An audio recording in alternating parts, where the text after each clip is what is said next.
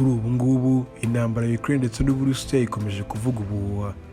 Ibinyamakuru byose byo mu isi nta yindi nkuru birimo birandika usibye Uburusiya na Ukraine. Intambara yabo irimo irajya mbere. Intambara imaze igihe kirenga imyaka 2 yose. Ibi bihugu nta gahenge bihana bikomeje kurwana. Aho igihugu cya Ukraine kitasubye kuvuga ko kirimo kiratakaza ingabo nyinshi ku mirongo y'urugamba. Ahangaha niho havuye guhita kibwira igihugu cya Amerika kugira ngo kibafashe uburyo bwose, yaba uburyo bw'amafaranga, uburyo bwo guhabwa intwaro ndetse n'ubundi buryo bwose bakwifashisha gusa bakivura umwanzi wabo ari bwo Burusiya. Umuryango mugari wa NATO nawo uvuze ko ugomba gufasha muri ino ntambara igihugu cya Ukraine kugira ngo barebe yuko bakivuna umwanzi wabo, umutegetsi w'umunyakomuniste, umutegetsi uyobora igihugu cye mu buryo bwo gukandamiza, ariwe Vladimir Putin. Kubona